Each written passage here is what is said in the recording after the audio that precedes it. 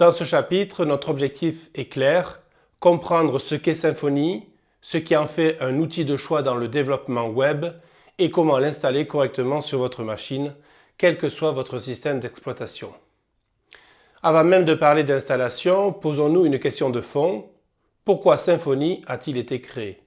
Qu'apporte-t-il que ne permettent pas les autres outils PHP? Pour répondre à cela, il faut se replonger dans le contexte du développement PHP des années 2000.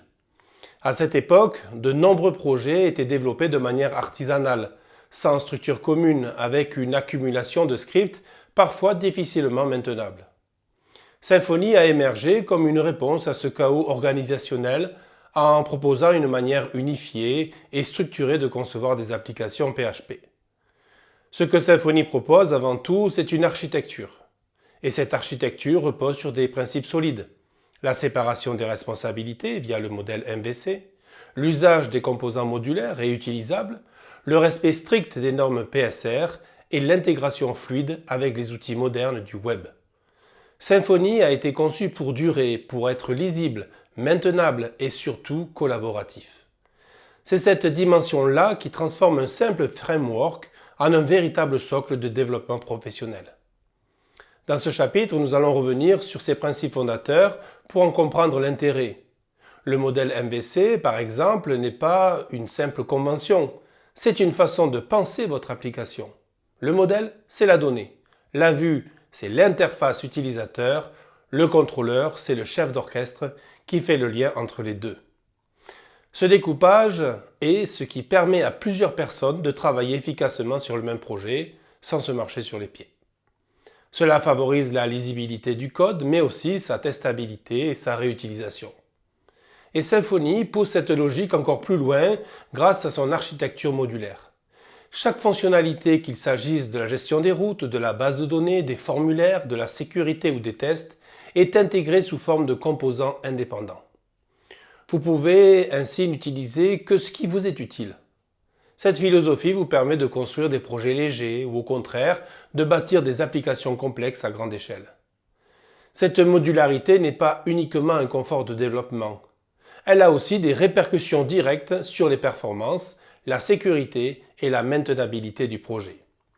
Par exemple, un projet Symfony peut être allégé en retirant tous les composants inutiles, ce qui va améliorer sa vitesse de chargement et réduire les failles potentielles.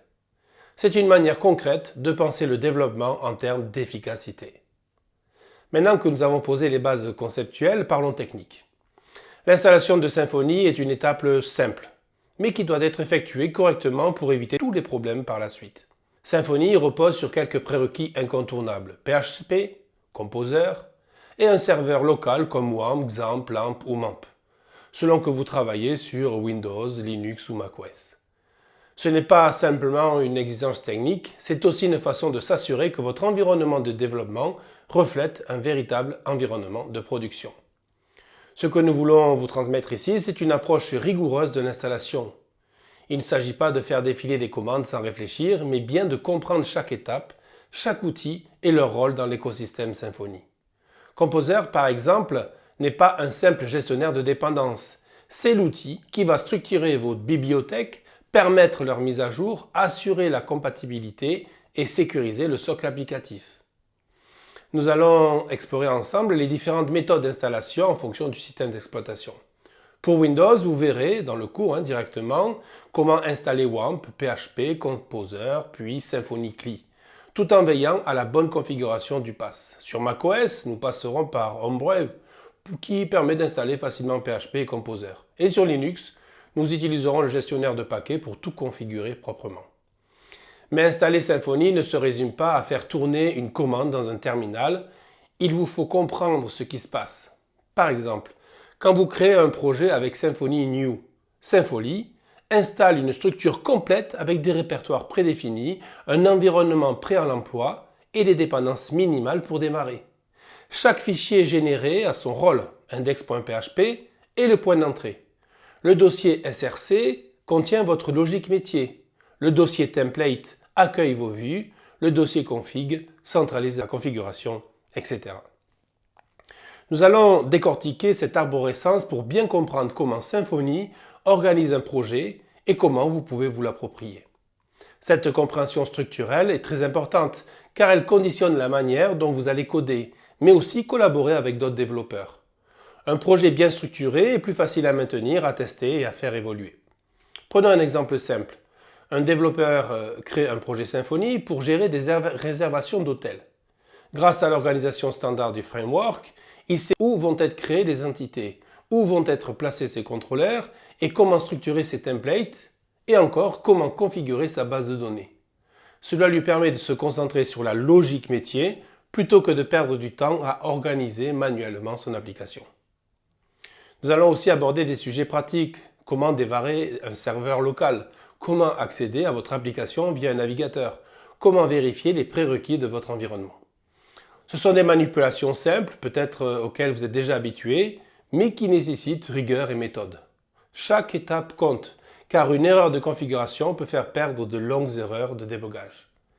Nous verrons également comment tester que votre environnement est bien prêt en exécutant des commandes de diagnostic fournies par Symfony. Enfin, dans cette première phase du cours, nous parlerons aussi des cas d'usage de Symfony. Dans quel type de projet est-il utilisé? Qui l'utilise? À quoi ressemble un projet professionnel développé avec Symfony? Nous verrons aussi que Symfony est présent dans de nombreux secteurs. Le e-commerce, l'édition de logiciels, les collectivités publiques, les médias, etc. C'est un outil solide, reconnu et utilisé dans les environnements de production de haut niveau. Symfony est par exemple utilisé par BlaBlaCar, Dailymotion, Spotify ou encore Doctrine. Sa robustesse et sa fiabilité en font un choix stratégique pour des plateformes nécessitant une forte scalabilité. Et c'est aussi l'un des rares frameworks open source européens à rivaliser avec les grandes solutions américaines. Un choix technologique qui a du sens aussi en termes de souveraineté numérique. Ce chapitre 1 est donc important, il vous permet de comprendre ce qu'est Symfony, pourquoi il existe, comment il se distingue et comment vous pouvez l'installer proprement pour entamer une pratique sérieuse. Ce que vous allez apprendre ici, ce sont les bases nécessaires pour aller plus loin dans le cours, mais aussi pour évoluer avec confiance dans n'importe quel projet PHP structuré. Prenez le temps de comprendre, de noter des étapes importantes, car tout ce que vous allez voir ici vous servira tout au long de votre parcours Symfony. Et surtout, n'hésitez pas à répéter certaines manipulations plusieurs fois. En effet, maîtriser son environnement, c'est la première étape pour devenir autonome. Une dernière chose avant de conclure ce chapitre, n'ayez pas peur de l'échec. L'installation d'un environnement de développement est rarement parfaite du premier coup. Vous allez rencontrer des messages d'erreur, des incompatibilités, des conflits de version, c'est normal. L'important est de comprendre pourquoi ces erreurs surviennent et comment les résoudre. C'est en forgeant qu'on devient forgeron et chaque difficulté surmontée va renforcer votre maîtrise. C'est aussi pour cela que ce cours ne se contente pas de vous montrer quoi faire, il vous guide, vous explique, vous donne les outils pour comprendre et progresser. Symfony est un framework puissant, mais il devient surtout un allié redoutable quand on en comprend la logique interne. Ce chapitre est donc le point de départ de cette compréhension approfondie. A tout de suite pour entrer ensemble dans le cœur de Symfony.